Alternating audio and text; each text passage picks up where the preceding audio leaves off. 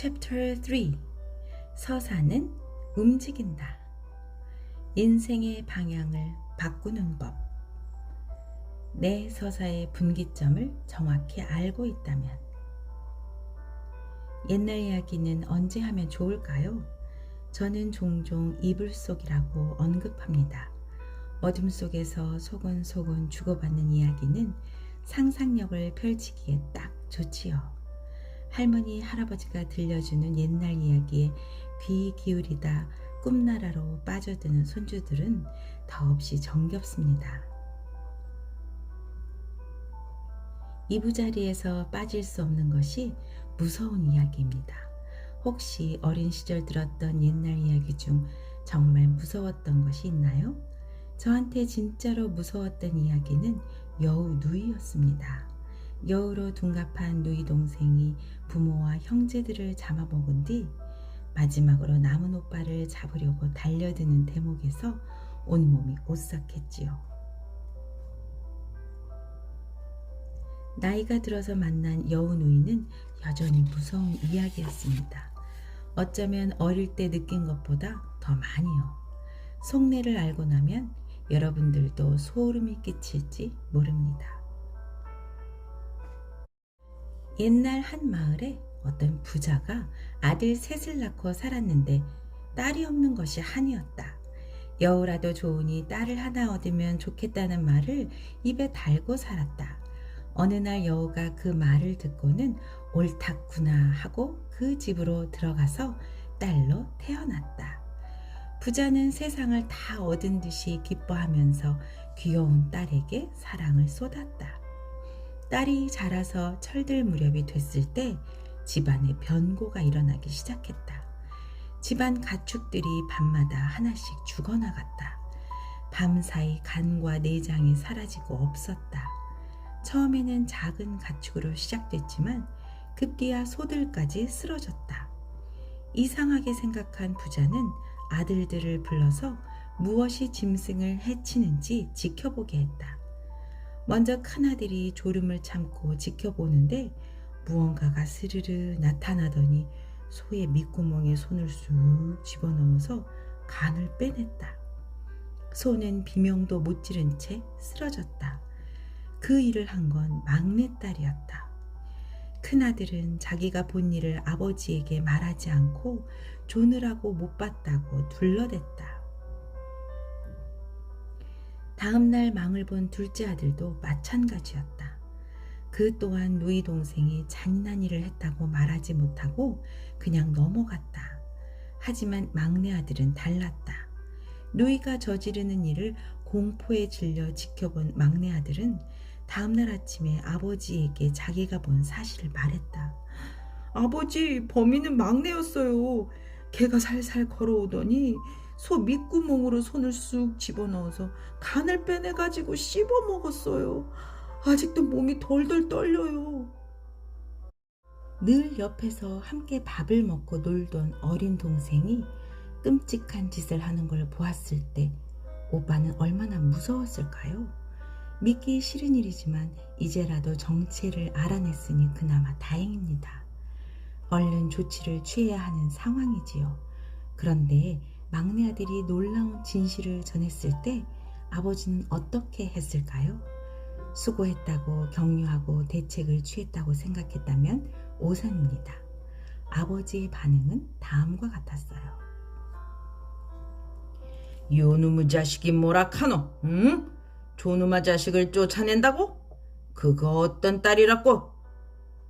그래가지고 마구 끄뚜둥이 아들 한 개 남았는 걸 막 쫓아내니도.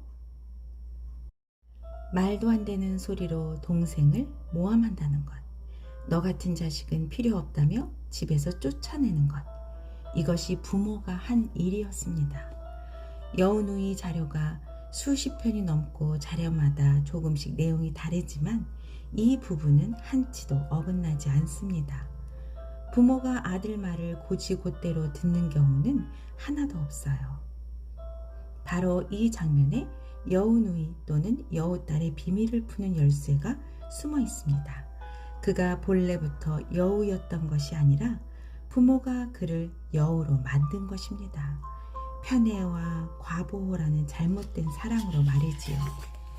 어떤 일을 해도 부모가 자기 편을 들어주는 상황에서 아이는 자연스레 여우로 변하는 거지요.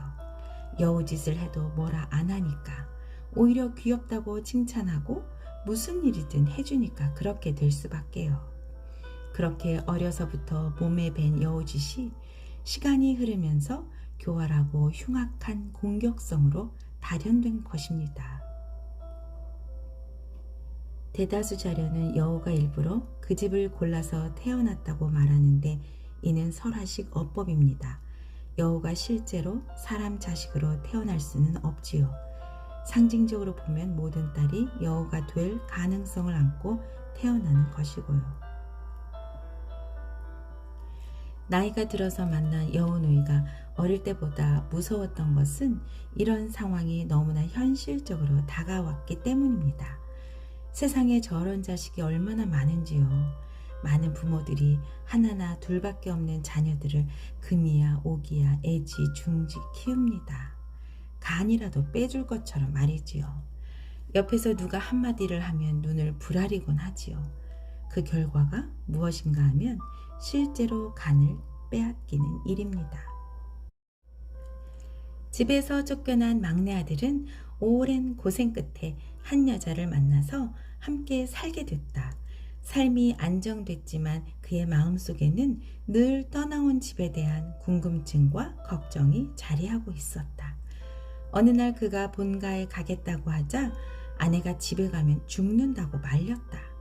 그래도 남편이 한번 가보겠다고 고집하자 아내는 위급할 때 쓰라며 병 3개를 주었다. 막내 아들이 집에 이르러 보니 부모님과 형들이 다 죽고 흉가가 돼 있었다. 누이는 오빠를 보더니 눈을 빛내면서 방 안에 들어가게 하고 문을 잠근 뒤 칼을 갈기 시작했다. 오빠가 놀라서 뒷문을 뜯고 도망치자 뒤늦게 알아챈 누이가 여우로 변해서 제주를 넘으면서 따라왔다.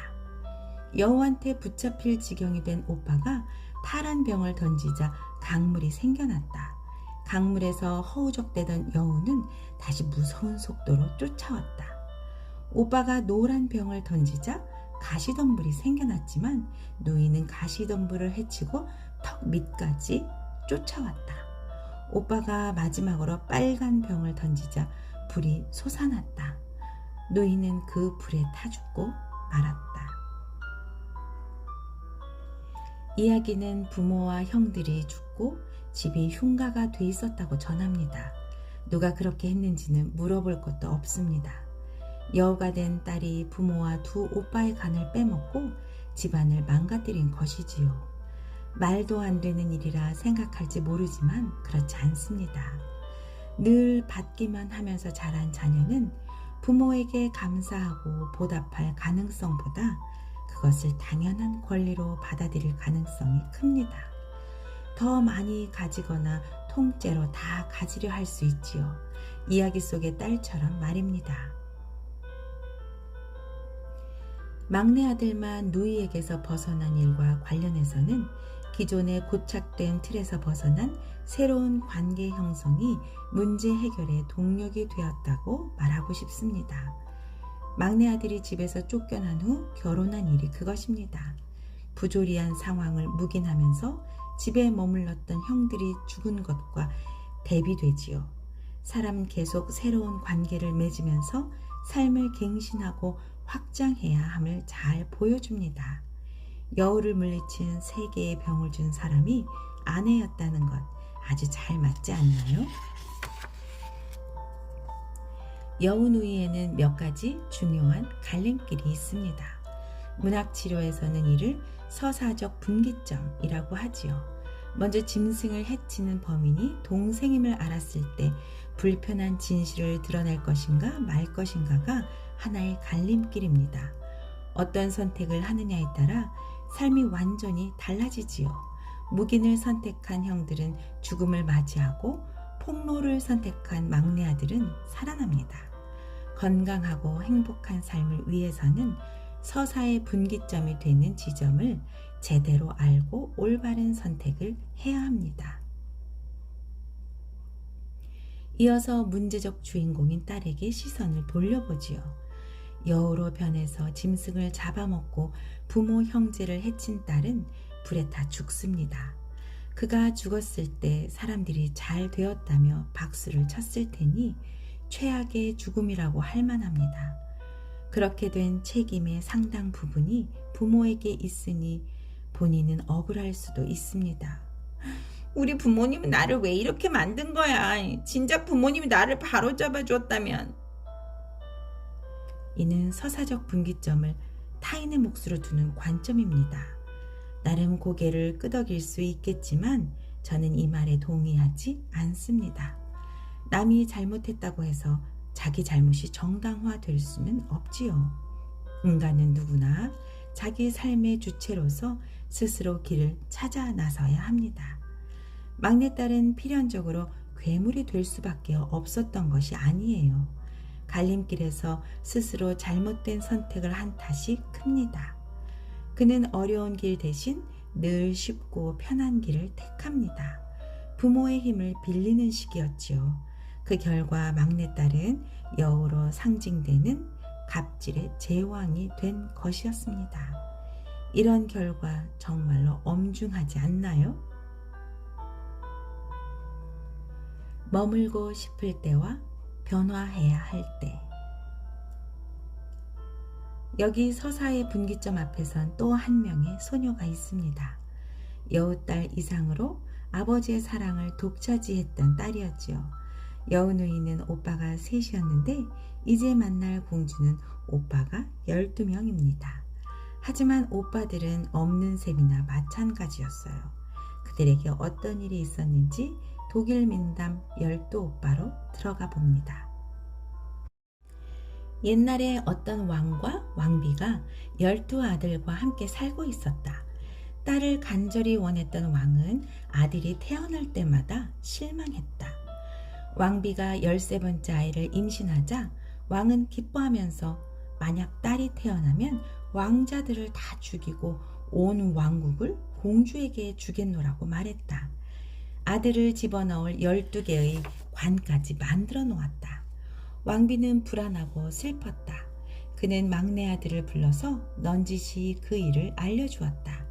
이번에 딸을 낳으면 성탑에 빨간 깃발을 꽂을 테니 아버지 눈에 띄지 않게 피하라고 했다. 태어난 아기는 딸이었다. 왕비는 시종을 시켜 빨간 깃발을 꽂게 했다. 숨어서 망을 보던 아들들은 복수를 맹세하면서 깊은 숲으로 들어갔다. 그 계집아이가 눈에 띄면 어디서든 붉은 피를 보게 될 거라고 했다. 12형제는 숲속 어두운 곳에 있는 마법에 걸린 작은 집에서 살게 되었다.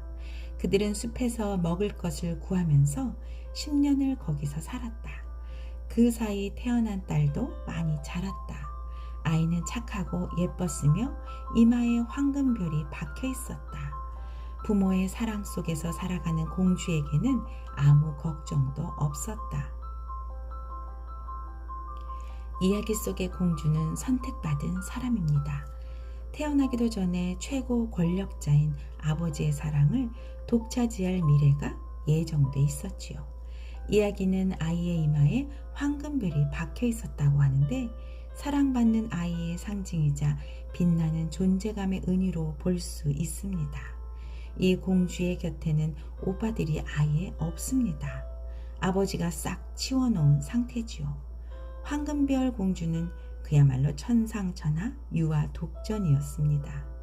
이야기에 따르면 공주는 10살이 되도록 오빠의 존재를 몰랐다고 합니다. 오빠들은 숲속 깊은 곳에 숨어 있었지요. 오빠들이 실제로 궁전 밖으로 나갔다고 볼 수도 있겠지만 서사적 은유로 읽는 것이 더 어울립니다. 부모의 사랑이 딸에게 쏠리면서 오빠들은 있으나 마나한 상태가 되었다는 것으로요. 그렇게 존재감을 상실한 채 어두운 구석에 찌그러져 있는 자녀들을 휘감는 것은 트라우마입니다. 이야기는 이를 마법에 걸린 집으로 표현하지요. 완벽한 차별이 만연하는 집이니 마법에 걸린 집이 아닐까요? 말이 좋아 마법이지 저주가 더 어울립니다. 저주에 갇힌 아이들의 마음속에 자라는 것은 분노와 복수심입니다. 그것은 권력자인 아버지 대신 어린 경쟁자에게로 향하지요. 이야기에서 오빠들이 동생에게 복수를 다짐하는 일이 그것입니다. 차별당하는 피해자가 보이는 전형적인 반응이지요. 겉으로는 평화롭고 아무 걱정이 없지만 황금별 공주의 주변에는 무서운 저주와 위험이 도사리고 있습니다.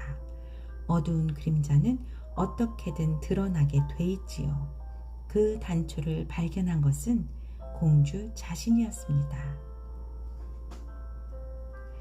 어느 날 공주는 빨랫감 속에서 12벌의 남자 속옷을 발견했다. 이건 누구 거지? 이상하게 여긴 공주는 엄마에게 연유를 물었다. 그러자 왕비는 비로소 오빠들에 대한 얘기를 들려주었다. 12개의 관을 보여주면서 오빠들이 숲속에 숨어 있음을 말해주었다. 공주는 눈물을 흘리는 엄마를 달래면서 자기가 숲으로 가서 오빠들을 찾아보겠다고 했다. 소녀는 12벌의 속옷을 들고 곧바로 숲으로 들어갔다. 그녀는 온종일 걸어서 저녁 무렵 마법에 걸린 집에 다다랐다. 안으로 들어간 공주는 12오빠를 찾고 있다면서 속옷을 보여줬다. 동생의 예쁘고 기품 있는 모습을 본 오빠들은 기뻐하면서 동생을 껴안았다. 오빠들은 누이 동생을 사랑하게 되었고 공주는 집에서 살림을 돌보게 됐다. 어느 날 공주는 오빠들을 즐겁게 해주려고 정원에 피어있는 백합 12송이를 꺾었다. 식탁에 선물로 올려놓으려고 한 일이었다. 그런데 공주가 꽃을 꺾는 순간 오빠들은 까마귀로 변해서 날아가고 집과 정원도 사라져버렸다. 놀라서 방황하는 공주 앞에 한 노파가 나타나서 말했다. 네가 꽃을 건드린 탓에 오빠들이 까마귀로 변한 거다. 공주가 울면서 오빠들을 구할 방법을 묻자 노파가 말했다. 방법은 한 가지뿐이다. 7년 동안 말도 하지 말고 웃지도 말아야 해. 만약 단 한마디라도 하면 오빠들은 죽게 된다. 소녀는 어떤 어려움이 있어도 오빠들을 구하기로 결심했다. 그녀는 높은 나무 위에 앉아 입을 꼭 다물고 실을 찾기 시작했다. 어느 날 젊은 왕이 사냥을 왔다가 이마에 황금별이 박힌 소녀를 발견하고 사랑에 빠졌다. 왕은 그녀에게 청혼한 뒤 궁궐로 데려와 성대한 결혼식을 올렸다. 하지만 신부는 통 말을 하지 않고 웃지 않았다. 그렇게 몇 년이 지나자 왕의 어머니가 젊은 왕비를 헐뜯기 시작했다. 말을 못해도 웃을 수는 있는데 그러지 않으니 요망하다고 했다. 왕은 그 말을 무시하려고 했지만 어머니가 끈질기게 왕비를 모함하며 마녀로 몰아붙이자 결국 이기지 못하고 왕비를 사형시키는 데 동의했다. 불이 붙은 나무더미 위로 공주가 옮겨질 때 여전히 그녀를 사랑한 왕은 눈물로 그 모습을 지켜보고 있었다. 그녀의 옷에 막 불이 붙으려는 순간 하늘에서 푸드덕 소리가 나더니 12마리 까마귀가 날아와 사람으로 변했다. 7년의 마지막 순간이었다. 오빠들은 불을 끈 뒤 누이 동생을 껴안았다. 말을 할 수 있게 된 공주는 그간의 사연을 들려주었다. 왕은 아내에게 죄가 없다는 말에 너무나 기뻤다. 그 후 그들은 죽을 때까지 함께 행복하게 잘 살았다. 왕비를 모함한 시어머니는 끓는 기름과 독사로 가득 찬 통 속에 갇혀서 죽었다고 한다. 이거 백조왕자네 하고 생각하신 분들이 있을 거예요. 백조왕자의 원형이 바로 12오빠입니다. 그림 형제 민단집이 안데르센 동화집보다 훨씬 앞서지요. 그런데 두 이야기에서 오빠들이 변하는 새의 종류가 다릅니다. 한쪽은 까마귀인데 한쪽은 백조예요. 어느 것이 더 어울리는지 스스로 판단해 보시면 좋겠습니다. 이야기는 공주가 오빠들의 속옷을 발견한 시점이 10살 때라고 합니다. 청소년으로 접어들 무렵이지요. 그때까지 세상에 자기뿐이었고 부모의 사랑을 독차지하는 일을 당연시했던 딸은 비로소 제 삶을 둘러싼 검은 먹구름을 감지합니다. 오빠들이 우울과 분노를 품은 채 어두운 그림자 속에서 신음하고 있다는 사실을요. 그런 자식들을 옆에 두고 어머니가 큰 슬픔을 안고 있다는 사실도 함께요. 이 장면은 서사의 중요한 분기점이 됩니다. 선택은 둘 중 하나지요. 그 상태로 머물 것인가, 변화할 것인가. 여기서 어떤 선택을 하느냐에 따라 전체 인생이 완전히 달라집니다. 이야기에 명시되지는 않지만 이는 여운우의 딸에게도 나타났을 분기점입니다. 세상 물정을 알기 시작했을 때 그녀 또한 자기만 많은 혜택을 누리고 있음을 알아챘겠지요. 그럼에도 그녀는 모른 척 그 상태에 안주하는 길을 택했습니다. 더 편하고 유리한 길이었지요. 하지만 황금별 공주는 달랐습니다. 그는 더 어렵고 험난하며 불리한 길을 선택합니다. 오빠들도 나하고 똑같은 자식인데 이건 말이 안 돼. 내가 바꾸겠어. 그렇게 소녀는 숲으로 들어갑니다. 모든 것이 갖춰져 있는 편안한 곳을 떠나 비바람 불고 사나운 짐승이 출몰하는 험한 곳으로요. 처음 집을 나설 때만 해도 그리 어렵지 않을 거라 생각했을지 모릅니다. 자기가 나서면 금세 해결할 수 있을 거라고요. 실제로 일은 비슷하게 진행됩니다. 공주가 오빠들이 있는 곳을 찾아가 손을 내밀자 오빠들은 분노를 내려놓고 동생을 받아들이지요. 하지만 그건 잠깐이었고 더 큰 문제가 발생합니다. 노이가 백합꽃을 꺾자 오빠들이 까마귀가 돼버리지요. 왜 갑자기 이런 일이 벌어졌을까요? 좀 의아해 보이지만 자세히 보면 내밀한 이치가 담겨 있습니다. 오빠들이 있는 곳은 평범한 장소가 아니었습니다. 조금만 잘못 건드려도 문제가 생겨나는 마법에 걸린 집이었지요. 지뢰밭 같은 곳이었다곤 할까요? 노이가 오빠들을 위한다면서 백합꽃을 꺾은 것은 지뢰를 건드린 행위입니다. 대체 백합이 뭐라고 오빠들은 까마귀로 전락한 것일까요? 저의 해석은 백합이 오빠들이 힘들게 지켜온 자존감의 상징이라는 것입니다. 스스로를 버티게 해준 무엇 말이지요. 자기 확신에 취했던 황금별 공주는 무심코 그 자존감을 꺾었던 것입니다. 모든 것을 다 누려온 동생이 내가 오빠들 행복하게 해줄게 하고 활짝 웃으며 시혜자로 다가올 때 오빠들은 초라하고 무력한 자신들을 확인하고 좌절합니다. 그 표상이 바로 까마귀입니다. 분노도 자존감도 모두 잃은 채 보잘것 없어진 순간 저들은 몸둘 곳을 잃어버리고 까마귀처럼 된 것이지요. 깊은 상처를 지닌 채 오래도록 무력하게 살아왔으니 더 그랬을 것입니다.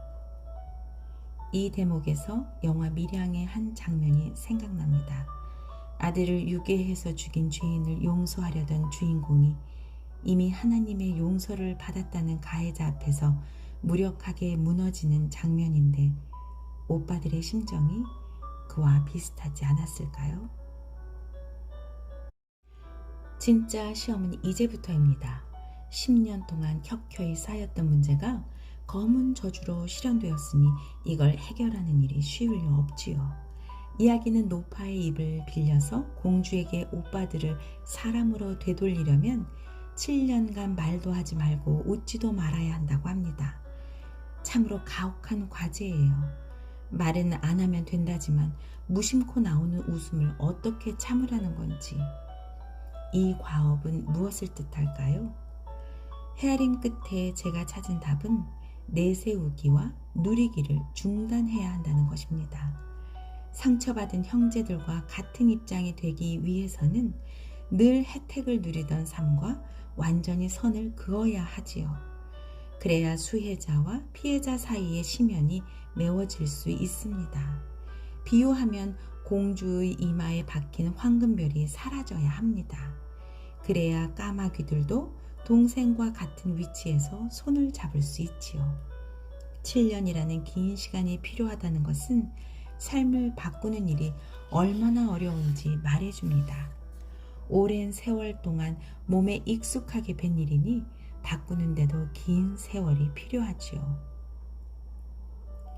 그 어려운 일을 용감한 소녀는 기어이 해내고야 맙니다. 죽음의 문턱을 넘나드는 험난한 과정이었지요. 솟아오르는 불길 위에서도 끝내 입을 열지 않았던 소녀의 모습은 정말 대단합니다. 이렇게 모든 것을 내려놓는 진심 앞에서 오빠들이 어찌 감동하지 않을까요? 이야기는 그 순간 딱 7년이 찼다고 하지만 의미상으로 보면 모든 것을 내려놓았음을 확인하는 순간을 7년이라는 의미로 표현한 거라고 할 수 있습니다.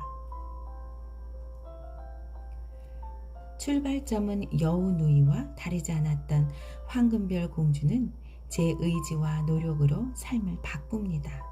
이른바 자기 서사의 변혁입니다.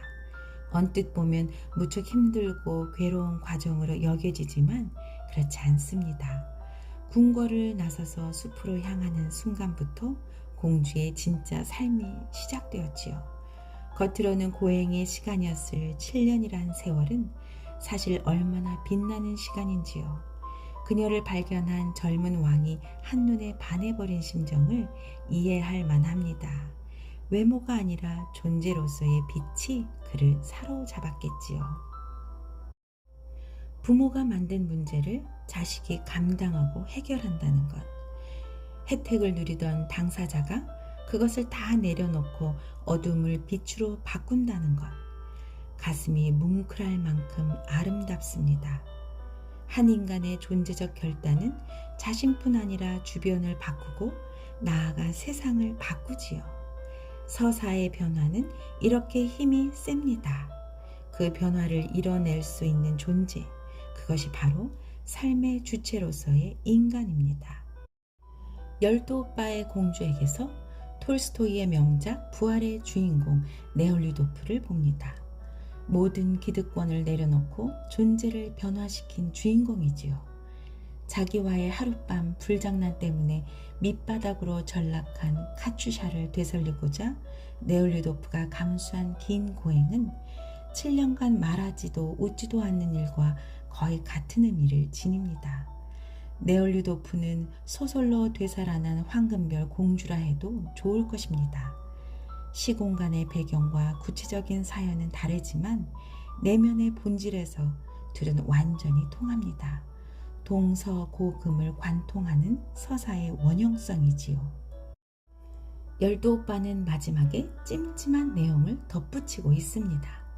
왕의 엄마에 관한 내용이지요. 며느리가 된 공주를 시기하고 모함하던 노모는 끓는 기름과 독사들이 가득한 통에 갇혀 죽었다고 합니다. 이 내용도 설화의 은유와 상징으로 풀이하는 것이 어울립니다. 저 노모가 지옥에 갇힌 것은 스스로 그리한 것이라 볼 수 있어요. 자식을 아내에게서 떼어내어 자기 소유로 삼으려던 발버둥질이 곧 끓는 기름이고 독사였다는 말입니다. 그렇게 그녀는 마녀가 되지요. 뒷이야기가 전해지지는 않지만 10세 남매의 아빠 또한 크게 다르지 않았을 거라고 추정해 봅니다. 자신이 가장 아끼는 꽃이라고 믿었던 딸이 오빠들을 찾아 궁궐을 떠난 이후로 화를 못 이겨 무너졌을지도요.